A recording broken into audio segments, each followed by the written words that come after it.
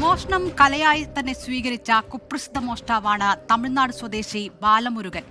56 കേസുകളിൽ പ്രതി. വിയൂരിൽ ജയിലിൽ കഴിയുകയായിരുന്നു ബാലമുരുകൻ.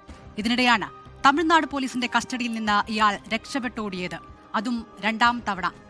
ഭാര്യയോടും കുട്ടിയോടുമുള്ള സ്നേഹം കൊണ്ടാണ് ആദ്യ ജയിൽ ചാട്ടം എന്നായിരുന്നു ബാലമുരുകൻ അന്നു പറഞ്ഞത്. ഇക്കുറി ലക്ഷ്യം എന്തെന്ന് ആർക്കും അറിയില്ല. പക്ഷേ രക്ഷപ്പെടലിനു പിന്നിൽ വലിയ ദുരൂഹത തന്നെയുണ്ട്. ആ ദുരൂഹത നീങ്ങും മുൻപ് ഇപ്പോൾ നിർണായകമായ CCTV ദൃശ്യങ്ങളും നഷ്ടമായിരിക്കുന്നു. ബാലമുരുകൻ രക്ഷപ്പെടുന്ന CCTV ദൃശ്യങ്ങൾ തമിഴ്നാട് ക്യൂബ്രാഞ്ച് പരിശോധിക്കുന്നതിനിടെയാണ് ഡിലീറ്റായി എന്ന വിശദീകരണം ഇപ്പോൾ വരുന്നത്. എവിടെ തസ്കരവീരൻ ബാലമുരുകൻ?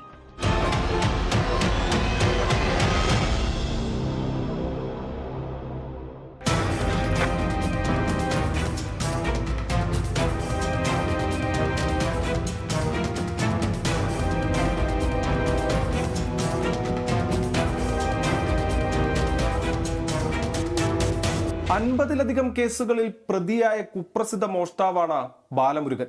തമിഴ്നാട് കോടതിയിൽ ഒരു കേസുമായി ബന്ധപ്പെട്ട് ബാലമുരുകനെ കോടതിയിൽ ഹാജരാക്കുന്നു. ശേഷം ബാലമുരുകനെ പാർപ്പിച്ചിരുന്ന വിയ്യൂരിലേക്ക് ബാലമുരുകനുമായി വരികയാണ് തമിഴ്നാട്ടിൽ നിന്നുള്ള പോലീസ് സംഘം. ആലത്തൂരെത്തുന്നു. ബാലമുരുകന് ഭക്ഷണം വാങ്ങിക്കൊടുക്കുന്നു. പിന്നീട് വീണ്ടും യാത്ര തുടരുന്നു. വിയ്യൂരിലേക്ക് എത്തുകയാണ്. ജയിലിന് 50 മീറ്റർ അകലെ വച്ച് ബാലമുരുകന് മൂത്രമൊഴിക്കണം പോലും. ആ വാഹനം നിർത്തിക്കൊടുക്കുന്നു. ഒരു പോലീസുകാരനും ഒപ്പം ഇറങ്ങി. മൂത്രമൊഴിക്കാൻ നിന്ന ബാലമുരുകൻ ഞൊടിയിടയിൽ ജയിലിന്റെ മതിൽ ചാടിക്കടന്ന് രക്ഷപ്പെട്ടു. പിന്നീട് ഈ വിവരം വിയ്യൂർ പോലീസിന് കൈമാറുന്നു. അടിമുടി ദുരൂഹമായ ഒരു രാത്രിയാണ് പോയ തിങ്കളാഴ്ച കണ്ടത്.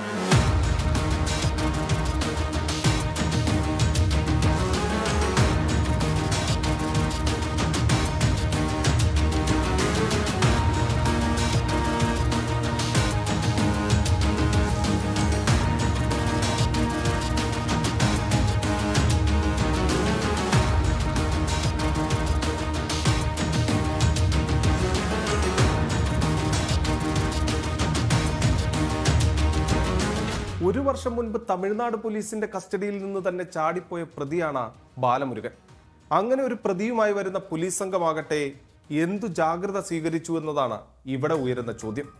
ഭക്ഷണം കഴിക്കാൻ ആലത്തൂരിലെ ഹോട്ടലിൽ കയറുന്ന സമയത്ത് ബാലമുരുകന്റെ കയ്യിൽ കൈവിലങ്ങില്ല. അവിടെ നിന്ന് ഇറങ്ങുന്ന സമയത്തുള്ള ദൃശ്യങ്ങളിലും കൈവിലങ്ങില്ല. വിയ്യൂരിലേക്ക് എത്തിക്കുന്ന സമയത്ത് മൂത്രമൊഴിക്കാൻ നിർത്തിയ സമയത്തും കൈവിലങ്ങുണ്ടായിരുന്നില്ല എന്നതാണ് പോലീസിന് നൽകിയിരിക്കുന്ന മൊഴി. അവിടെ ഒത്തുകളിയില്ലേ എന്ന ചോദ്യമാണ് ഇവിടെ ഉയരുന്നത്.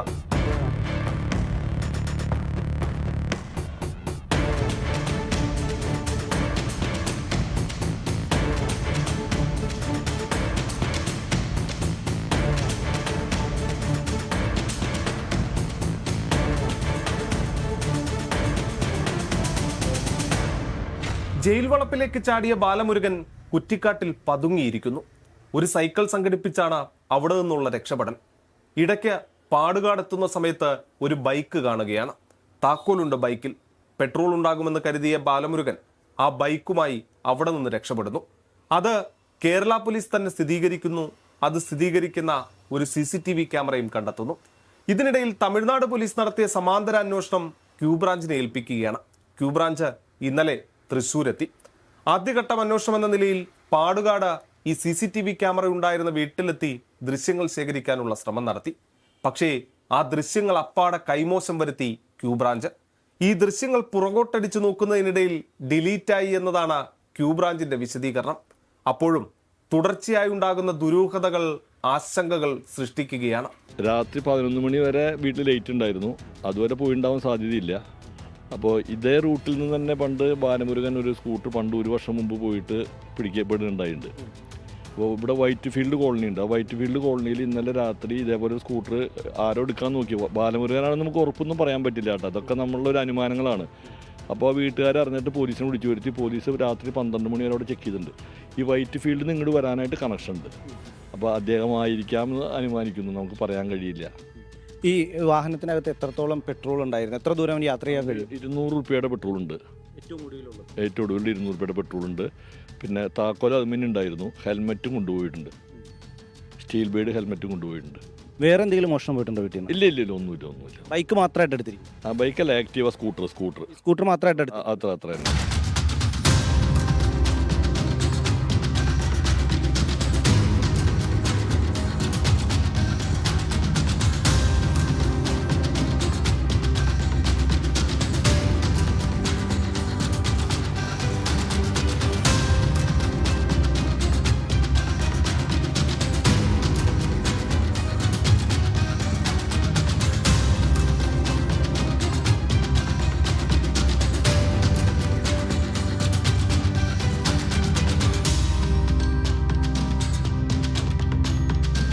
ഒരു വർഷം മുൻപ് ജയിൽ ചാടിയ ബാലമുരുകൻ അന്ന് നേരെ പോയത് ഭാര്യയെയും കുട്ടിയെയും കാണുന്നതിനാണ്. പിന്നീട് മറയൂരിൽ ഇവർ താമസമാക്കുന്നു. മറയൂരിൽ മോഷണം നടത്തി അവിടെ ജീവിതം കെട്ടിപ്പടുക്കുന്നതിനിടയിലാണ് വീണ്ടും ബാലമുരുകൻ പോലീസിന്റെ പിടിയിലാകുന്നത്. അങ്ങനെ വിയൂർ ജയിലിലെത്തി. ഇക്കുറി ഈ ചാട്ടത്തിൽ പഴുതടച്ചുള്ള കാര്യങ്ങളായിരിക്കും ചെയ്തിട്ടുണ്ടാകുക എന്നതാണ് പോലീസ് കണക്ക് കൂട്ടുന്നത്. ഭാര്യയുടെയും കുട്ടിയുടെയും അരികിലേക്ക് എത്തുന്നതാകാം ലക്ഷ്യം. പക്ഷേ നേരിട്ട് അവിടെ എത്തുമോ എന്നതിലും പോലീസിന് സംശയമുണ്ട്. അതുകൊണ്ട് തന്നെ ബാലമുരുകന്റെ സുഹൃത്തുക്കളെ കേന്ദ്രീകരിച്ചുകൊണ്ടാണ് ഇപ്പോൾ അന്വേഷണം നടത്തുന്നത്. കേരള പോലീസിനൊപ്പം സമാന്തരമായി തന്നെ തമിഴ്നാടിന്റെ ക്യൂ ബ്രാഞ്ചും അന്വേഷണം നടത്തുന്നുണ്ട്. എന്തായാലും ദിവസങ്ങൾക്കിപ്പുറവും ബാലമുരുകൻ കാണാമറയത്ത് തന്നെ തുടരുകയാണ്. ആ കാണാമറയത്ത് ബാലമുരുകന് കഴിയുന്നതിന് വേണ്ടി സൗകര്യമൊരുക്കി കൊടുത്തതിൽ ഉന്നതരുണ്ടോ എന്നുകൂടി അറിയണമെങ്കിൽ ബാലമുരുകൻ പിടിയിലാവുക തന്നെ വേണം. അതിനുവേണ്ടി വലവിരിച്ച് കാത്തിരിക്കുകയാണ് തമിഴ്നാട് ക്യൂ ബ്രാഞ്ചും കേരള പോലീസും.